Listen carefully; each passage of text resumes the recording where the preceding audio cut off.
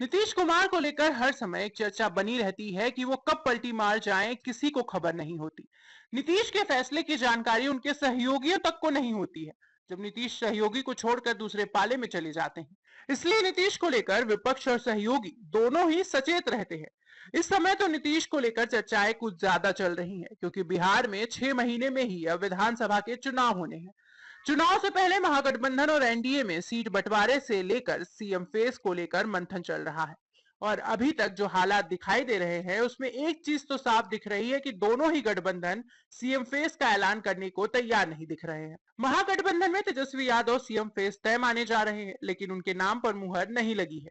और ये कहा जा रहा है कि महागठबंधन बिना सीएम फेस के चुनाव लड़ सकता है, लेकिन इस गठबंधन का नेतृत्व तेजस्वी यादव करेंगे। लेकिन एनडीए में गठबंधन का नेतृत्व कौन करेगा, इस पर सवाल बने हुए हैं, क्योंकि बीजेपी की तरफ से नीतीश कुमार के साथ पीएम मोदी का भी नाम लिया जा रहा है। वैसे भी बीजेपी जहां भी चुनाव लड़ती है उसका चेहरा पीएम मोदी ही होते हैं। ऐसे में जेडीयू को डर लग रहा है कि कहीं बीजेपी उससे सीएम पद नहीं छीन ले। और नीतीश कुमार की चिंता यह है कि बीजेपी को अभी तक उन पर पूरी तरह से भरोसा नहीं हो रहा है कि वो चुनाव के बाद साथ में रहेंगे या महागठबंधन के साथ चले जाएंगे। वैसे भी नीतीश कुमार के हाल ही में आए बयानों ने भी बीजेपी की चिंता को बढ़ा रखा है। इसलिए नीतीश बार बार ऐलान कर रहे हैं कि वो कहीं नहीं जाएंगे। पहले तो वो पीएम मोदी या फिर बीजेपी के बड़े नेताओं के सामने ये बातें कहते थे, लेकिन अब वो जेडीयू की बैठक में भी इस तरह के दावे करने लगे हैं। और अब एक बार फिर नीतीश ने बीजेपी के साथ रहने की बात कही है।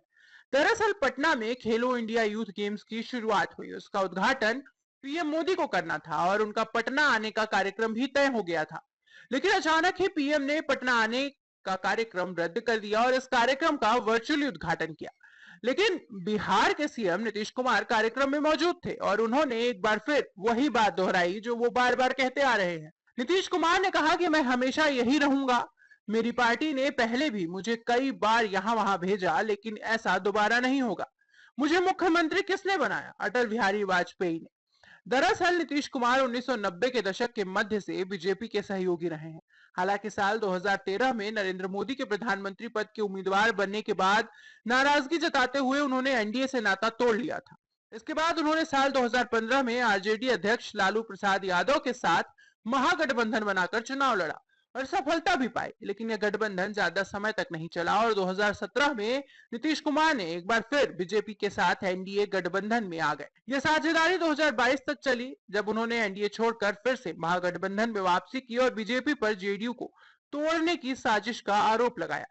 2024 के लोकसभा चुनाव से पहले नीतीश ने महागठबंधन और ईडी गठबंधन से नाता तोड़ते हुए फिर एनडीए का दामन थाम लिया। यह कदम राजनीतिक गलियारों में चर्चा का विषय बना, क्योंकि उन्होंने खुद इंडिया गठबंधन को बनाने में अहम भूमिका निभाई थी। अब जबकि राज्य में विधानसभा चुनाव करीब है, तो नीतीश कुमार ने यह साफ कर दिया है कि वो अब एनडीए में ही रहेंगे। उन्होंने कहा कि अब वह कोई राजनीतिक पलटी नहीं मारेंगे। इस खबर पर अपनी राय हमारे कमेंट बॉक्स में जरूर दें।